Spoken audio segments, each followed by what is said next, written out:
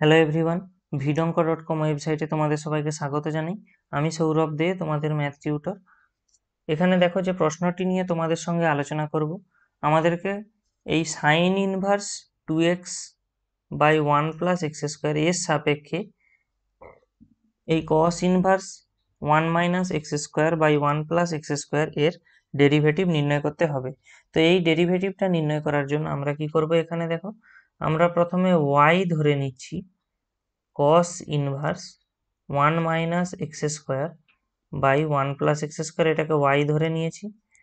z ধরে নিচ্ছি আমরা sine inverse 2x by 1 plus x square, এবং তার সাথে সাথে আমরা এখানে একটা সাবস্টিটিউশন বা প্রতিস্থাপন করব, যেটা হলো x এর মানটা আমরা tan থিটা পুট করব। ঠিক আছে, এটা পুট করার পর আমরা এটা কেমনভাবে চেঞ্জ হয় দেখি।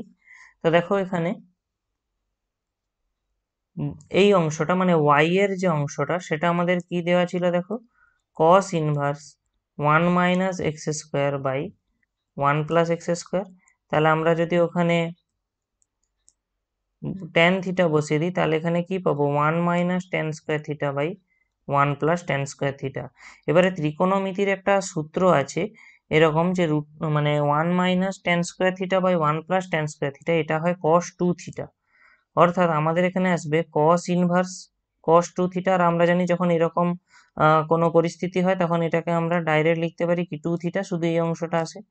ঠিক একইভাবে আমরা দেখো z এর যে অংশটা সেটা আমরা কি পাচ্ছি, দেখো sine inverse 2x by 1 plus x square. তো আমরা এখানে x এর মান একইভাবে tan থিটা বসিয়ে দিই, তাহলে আমরা পেয়ে যাবো কত, sine inverse 2 tan theta by 1 plus tan square theta. ঠিক আছে, তাহলে এখান থেকে আমরা কি পাবো, দেখো sine inverse 2 tan theta by 1 plus tan square theta, এটা মানে কত হয় না, এটা মানে হয় সাইন 2 থিটা। ঠিক আছে, তাহলে এটাও ত্রিকোণমিতির একটা ফর্মুলা। তাহলে এখান থেকে আমরা ডাইরেক্ট কত পেয়ে যাচ্ছি, দেখো এখান থেকেও আমরা পেয়ে যাচ্ছি 2 theta. Sign inverse sign 2 theta এর মানে হবে 2 থিটা।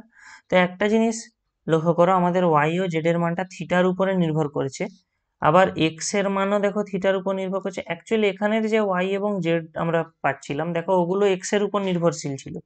আবার x দেখো আমরা যেহেতু tan থিটা বসেছি তাহলে থিটার উপরে নির্ভরশীল। তো আমাদেরকে যেটা নির্ণয় করতে বলা মানে হবে এখানে মেনলি সেটা হলো dy dz। তো আমরা dy dz কে এভাবে লিখতে পারি dy dx by dz dx।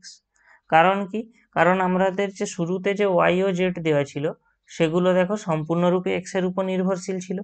তো এবারে আমরা আরেকটা জিনিস এখানে অ্যাপ্লাই করতে পারি, দেখো যখন আমরা এরকম dy dx লিখি একে আমরা এরকম লিখতে পারি dy d theta into d theta dx। ঠিক আছে, তাহলে আমরা ওখানে এইটাই লিখবো এখন। তাহলে আমরা কি পাচ্ছি, দেখো dy d theta into d theta dx। একইভাবে সম্পূর্ণ একইভাবে আমরা নিচে মানে হরেও পাবো dz d theta into d theta dx। এবারে একটা লক্ষ্য করো, আমাদের d থিটা dx এর মানটা যাই আসুক না কেন সেটা লবেও থাকবে এবং হরেও থাকবে। তাহলে কি হবে, এই অংশটা আপনা আপনি কেটে যাবে, এর ভ্যালু যাই হোক না কেন। তাহলে আলটিমেটলি আমাদের এটা কি রয়ে গেল, দেখো dy d theta by dz d theta. ঠিক আছে, এবারে আমরা অলরেডি দেখতে পাচ্ছি y এবং z উভয়েরই মান আমাদের 2 থিটা আছে প্রশ্নে। তাহলে এখানে আমাদের হবে কি dd theta of 2 theta by এখানেও আসবে dd থিটা অফ 2 থিটা।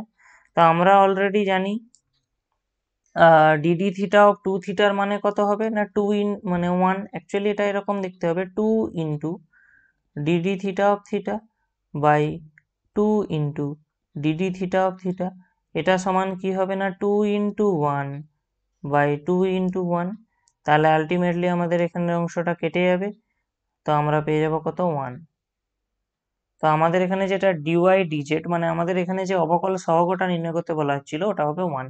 ভিডঙ্ক.com ওয়েবসাইটে ম্যাথটি দেখার জন্য অসংখ্য ধন্যবাদ। এরকমই নানা প্রশ্ন এবং তাদের সমাধানের জন্য আমাদের ওয়েবসাইটটি ভিজিট করো।